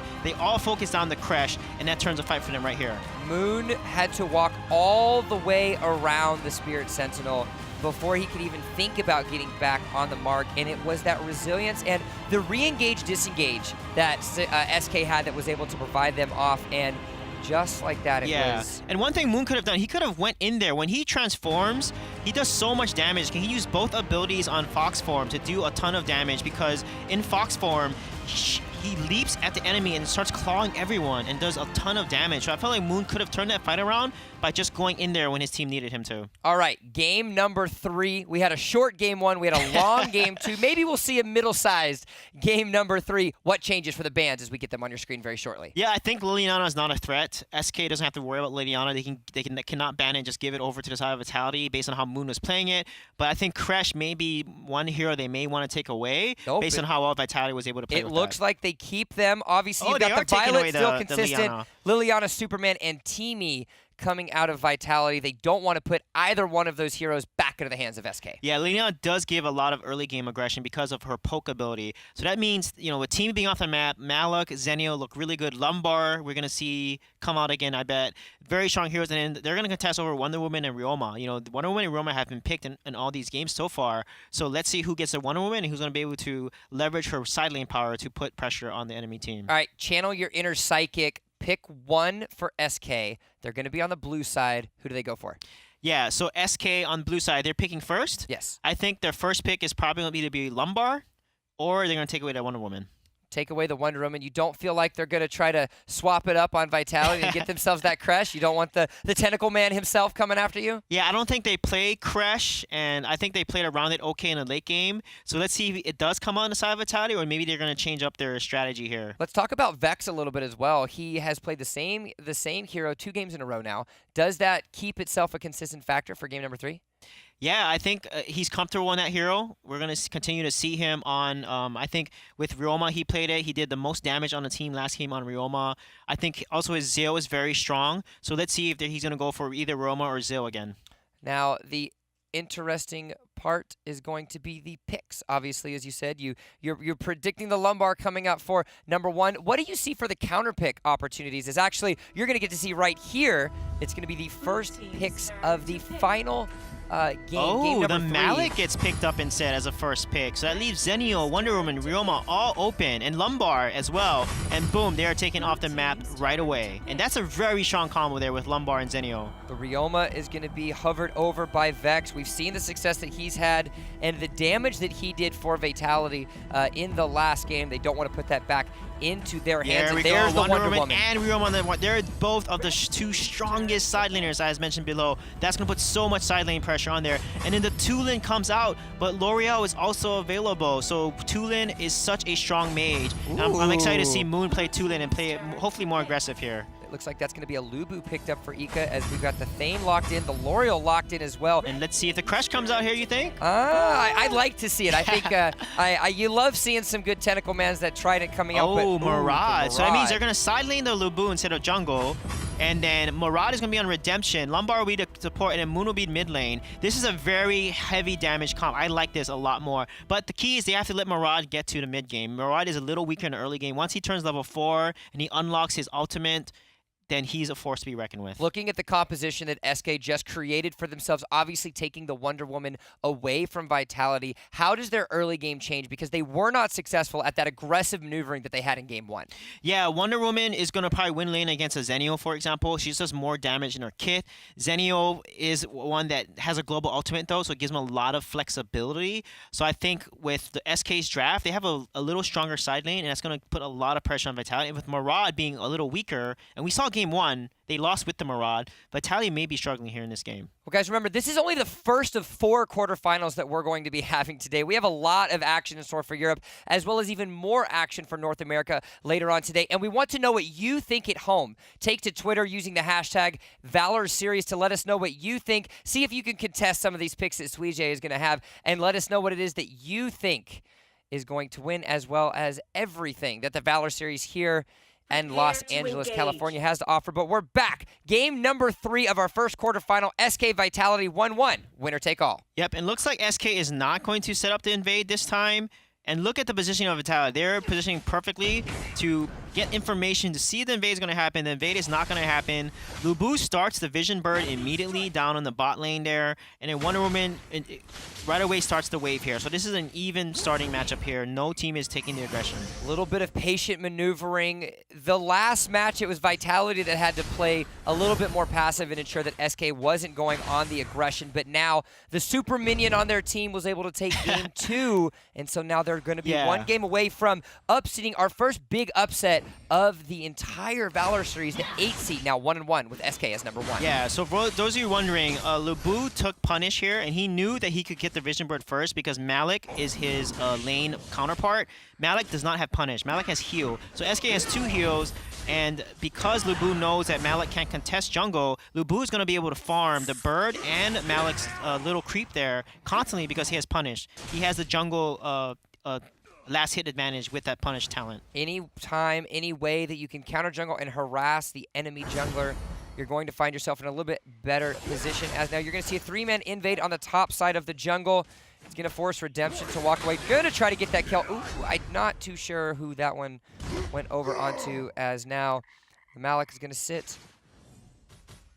Yeah, and look at it. So one thing about Tulin is he is a poke. He has a lot of poke. He also has a B ability that lets him kind of teleport in the middle of the fight, so he can play aggressive or back off. And look at this rotation by the side of SK here. They're able to catch out Azure and get the kill, and that gives him the bat, which is a huge first objective for SK here. Their rotations have been just on point lately. They have, going after every Spirit Symbol, every Abyssal Dragon, ensuring that every opportunity that they have to take those resources away from Vitality, they're going to do just that. And the passive, less proactive play that they had in game number 2 is definitely changing, as already... Oh, and there's a Zenio comes out there. It gives a 40% damage reduction on the person he's targeting, and also gives a slight heal. So that's what makes Zenio so good to basically counter-engage the opponent, because 40% damage reduction during that channeling is huge for the person that he's saving. 2 minutes, 45 seconds in the match. Up 300 gold, SK. Their first lead of the game, as things have slowed themselves down a little bit. Both roamers on the bottom side of the jungle. Wonder Woman, a very priority target in the just a huge recipe for success that they had in game number 2. So now we need to look at the dragon side of the map here. Who is positioning, who's posturing to take map control and win the dragon? Bane is just baiting it and pulling it out to reset him. But the team needs to basically, who can rotate and meet up first, get map control of the dragon, get vision, and then secure the dragon is going to put Vitality into the game here, or get SK more ahead, whoever secures. So that's the most important objective right now before the 4-minute mark, is that dragon. Obviously, we have the 6-minute Dark Slayer spawning. We had a very delayed Dark Slayer take, as neither one of these teams wanted to push themselves too much on it. Oh, nice stun there, but no one following up on there. If they followed up, they could have killed the L'Oreal. So one thing that with Murad here, he's level 5. He has his ultimate unlocked. He needs a minion to stack his ultimate. He needs to hit minions, get 4 stacks, and then dash in and then ult the enemy team here. He's only get 4 stacks, so he should poke with his ultimate here. He's not going to use that to poke. He needs to poke with Murad more, because based on how I've seen Southeast Asia teams play it, Murad is a pain in the butt to deal with, because he has constant free poke ability. He should poke right here. He can poke under tower, not even get focused by the tower. There we go, right there. See? The tower can't hit him when he's ulting. He's invulnerable, and he cannot be targeted. If he keeps doing that and poking them, they're going to win every single team fight Vitality plays to Murad's win condition. Just over the 4-minute mark.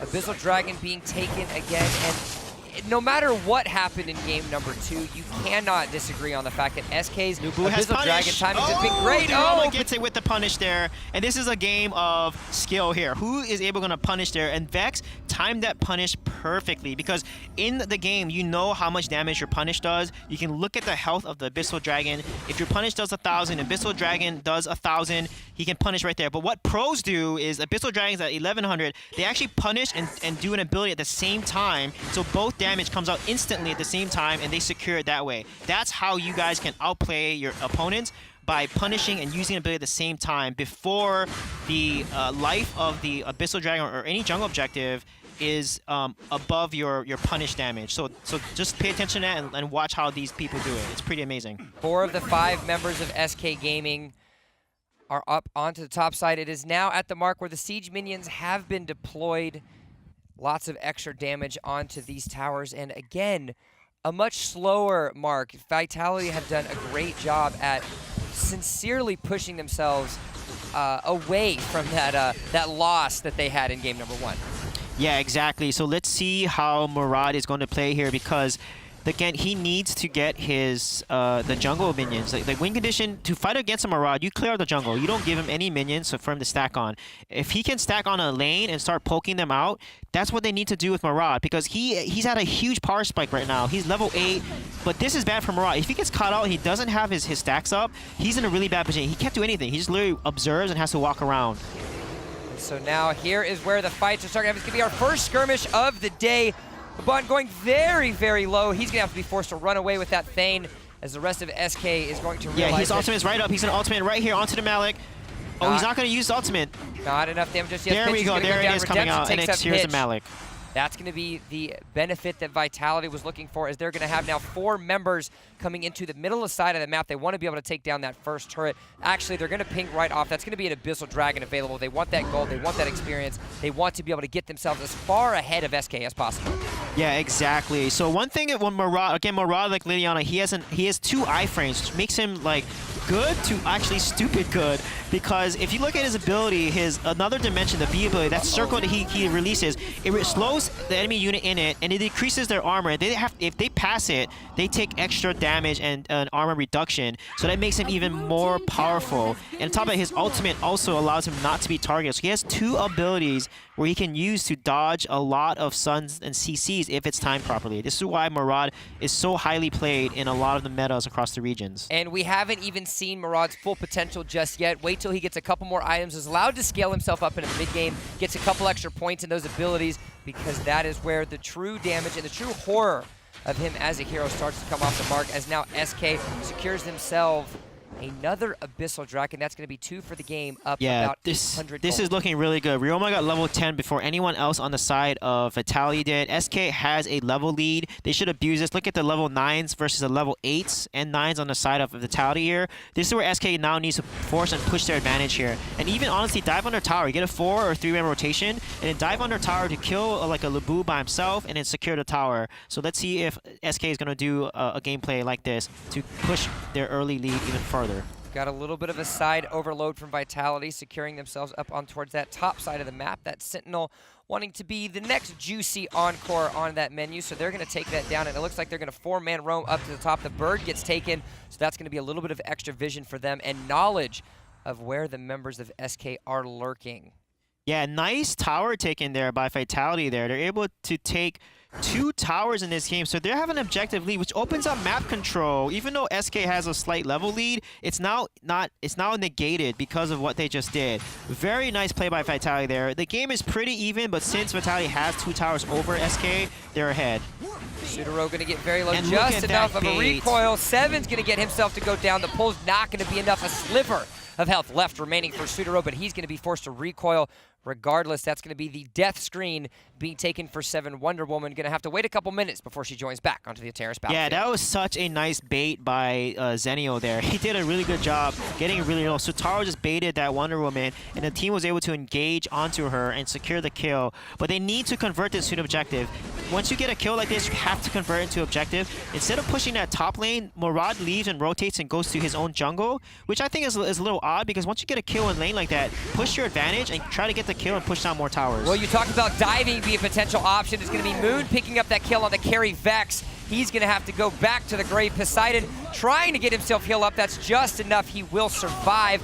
And now it's going to be the members of Vitality that are going down. That is a 2 for 3 in favor of SK Gaming. Yeah, this is the triple power. kill for Poseidon. This is the power of L'Oreal. You cannot fight her in her smite. She drops a judgment circle, and it basically reduces all her cooldowns of her abilities really fast, and it helps her stack her passive, which is what makes her so powerful. Divine Punishment. Her passive, every 4 marks triggers an explosion that does a decent amount of damage. More importantly, it's AoE, and it's true damage. So if you're around her and you're getting hit by this explosion, you're like bunching up against L'Oreal. You're basically letting her do her win condition, and she basically was able to kill 3 people. And on top of that, her passive Divine Punishment gives her 110 HP after the explosion happens. So it makes her very sustainable and durable during these fights in her ultimate like that. Another Abyssal Dragon is going to go down in favor of SK Gaming. Precision has been surgical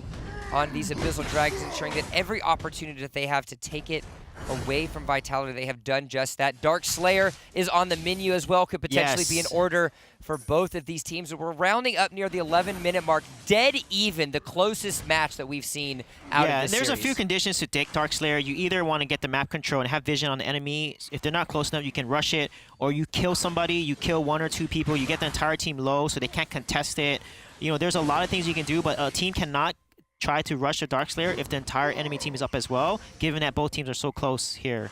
And we cannot ignore the impact that Poseidon has had on this L'Oreal. Last game was absolutely astounding, already sitting at 4-0-1, a triple kill in that last engagement as we're just over the 11-minute mark. This is where SK could potentially, you know, get themselves a victory. Had a little bit of a scare in game number 2. And watch Poseidon. Once Poseidon finishes Hecate's, L'Oreal is going to do so much damage, because the reason why is because it gives 30% ability power buff across the board, all of her ability power, and it gives magic pierce. I think 45 or so magic pierce, but that basically buffs up the true damage that she does. So L'Oreal is really good into a comp that likes to stack up on top of her like this, a dive comp. She's basically really good at anti-diving when she fights within her ultimate smite.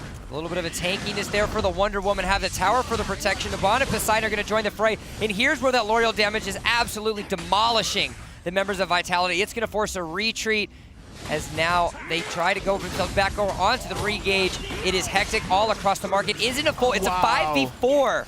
As you can see, the proxy farming coming up from the bot side of SK Gaming. They're going to be able to get themselves to shut down, but I don't think it's going to be enough to take the tower. Yeah, one thing that Poseidon did there is he used ultimate too early. He should have saved it and waited for the entire enemy team to dive him, and that's a good time to turn your ultimate up and then just turn that fight around. He used it to engage, and the enemy team was already retreating. The Alubu, everyone was already running away, so he had to then get out of his ultimate to chase down the enemy team and put himself in a little tough position where Vitality was then able to focus him down.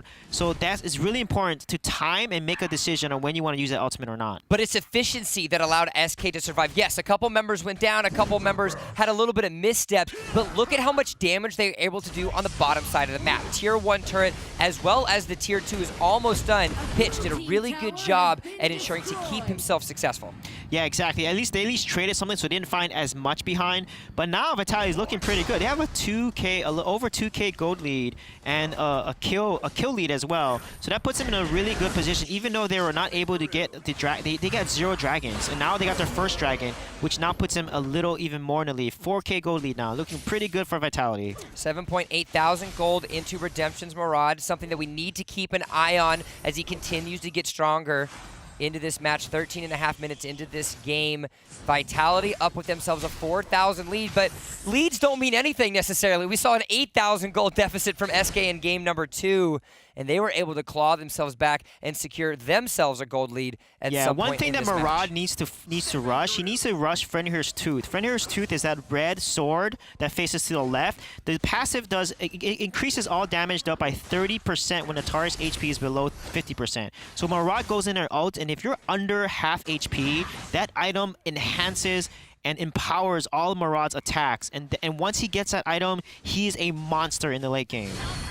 We're now just over 14. It's going to be Wonder Woman caught out again, but we know how tanky and how defensive she is for his team. As SK, the rest of their members are going to rotate out. Everyone's in the into the fight now. Yeah. It's going to be Ika's going to go down. That's going to be now Ruth down to 5v4. Poseidon going to pick himself up. Yet another kill. This L'Oreal doing an unbelievable amount of damage. Moon very close to death himself. They're going to decide themselves to back off, but that's going to be a 2-for-0. What was different in this fight was L'Oreal smited, and everyone was fighting around the smite underneath L'Oreal's ultimate. Again, that is the win condition for Poseidon. You cannot fight a L'Oreal and bunch up like that. She is going to excel. She does AoE damage. She blinks faster. When she lands her blink abilities, it increases the cooldown by 4 seconds, and on top of her ultimate reducing her cooldown, she can blink multiple times in the middle of that fight and set out all these explosions from her Divine Punishment, and she does so much damage. So if we look at the damage calculation, we're going to see Poseidon doing probably the most damage on this side of the enemy team here, because of how he's playing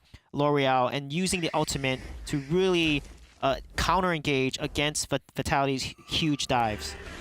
The dives of Vitality, as well as the damage dealing of Redemption and that Murad, as he is almost rounding up on that 5-digit gold mark, sitting at 9.3 thousand gold. 15.5 minutes into this game, we do have the Abyssal Dragon as well as the Dark Slayer up and available. Now, if you're SK, if you're having the lead that you've been able, or the deficit rather, that you've been able to have, even though you've got that 6-1 and 2 Poseidon, how does your strategy change here at 60 minutes It's all on Poseidon. They have to basically bait a dive, because Murad wants to go in. They need to either catch Murad out, they need to make sure there's no minions, so Murad Murad can't stack on minions and use his ultimate to poke them down, and then basically fight on top L'Oreal's. Oh, This L'Oreal's is going to be Vitality getting themselves caught out. Only had, or did not have every single member joining the fray, but now it is going to be everyone finally coming themselves back. Pitch is going to be in the back line with Poseidon. You've got the tanks onto the back line. You said it was going to be all up to her. Still alive, bobbing and weaving, moving around, and that is going to be a 3 for 3, but it looks like it's actually going to be SK. The clean sweep for SK Gaming. It turns out, and then again, L'Oreal fought in her ult, so was able to do some damage, and I feel like Poseidon could have done more damage, but they had a really good fight there regardless, because Vitality split up. Their entire team was not focusing on the same. Lubu were down on below along with Lumber trying to get the Malik and the L'Oreal, so it actually worked on SK's favor because of how Vitality's kind of split their focus there. So very nice play by Vitality by SK to be able to turn this game around, and now it puts them almost even there because of how Vitality did not focus in that team fight. 17 minutes into this match, it was the juggling of Poseidon, a member that we didn't talk about too much. It was Vex that we were wanting to look at, as well as 07 coming into this match. But Poseidon has stood up, and it's matches like these that dictate the goods between the greats. Any member being able to step up at any point in time, as now the Dark Slayer is becoming even more of a priority for one of these teams, because as we get later into this game, the death timers being longer, all it takes is one ace, one clean team fight that could end the game. Yeah, I love what L'Oreal's building too. She has the tomb item, which has Soul Prison as the passive, and with Murad building so much lifesteal in an item, Tulin building Rhea's Blessing, which also has magic lifesteal, L'Oreal counters that. That tomb actually decreases HP regeneration by 50% per 1.5 seconds for every time she lands abilities or hits damage there. So really nice counter building by Poseidon there on this L'Oreal. And so, as we are up on this 18-minute mark, all 5 members of SK are lurking themselves around. Oh no, it looks like they're going to catch Moon out. Not going to be enough to come off the mark, as they are going to do just enough to lurk him array redemption, and that Murad saying, all right, we maybe don't want to do this per se. Sudaro is going to be in the bot lane, getting himself a split push. That's going to force the Ryoma roam down by Vex, and it looks like the L'Oreal is going to be roaming around too. They might want to be able to try to see if they can get a collapse. Yeah, exactly. And you can see the item from Ryoma is he has Fenrir's Tooth. Fenrir's Tooth is also on the Malik, which when a target's HP is below 50%, they do 30% more damage. So Ryoma is going to do a ton of damage, and Malik will do a little more damage when their opponents have less than 50% HP. But Vitality is able to catch out SK here, which gives them now map control. Then now they're going to rush the Dark Slayer. This is why in the late game, you cannot get caught out. You have to rotate together as a team, because when you get caught out, you're going to hand over the objective like this very easily to and the Dark Slayer is going to go over in the hands of Redemption and Vitality.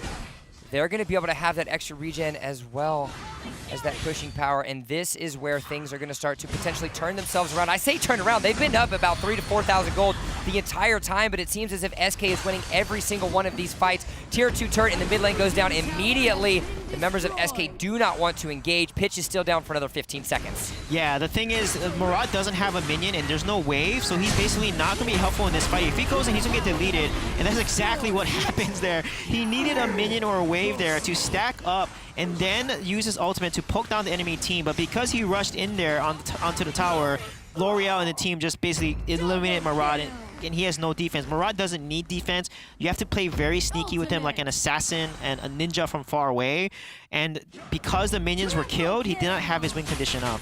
Win conditions were not at all, and this is where things are deadly and disastrous for the members of Team Vitality. This might be game, actually. This is enough time. If the wave comes in time, they can finish the game, actually. They've got 36. They've got a heck of a lot of damage. Sudaro, he's got the tankiness to try to help himself out, but I don't think it's necessarily going to be enough. Azure still up for another 15 seconds. I believe this is going to be enough time. There are enough tanky. You're going to see Sudaro trying to get himself to stall. Poseidon's going to be able to do the match, but it doesn't matter. The minion takes down game number 2, but it's SK's dominance that takes number 3. Yeah, Vitality did so well, though, in this best of 3. They really showed themselves and proved that they are a team that can actually beat SK and go toe-to-toe. So really great effort from Vitality, but SK just showing their dominance. They're just better at that team fight. They're better understanding their win conditions. They're better at team movements and rotations. So SK definitely deserved that win.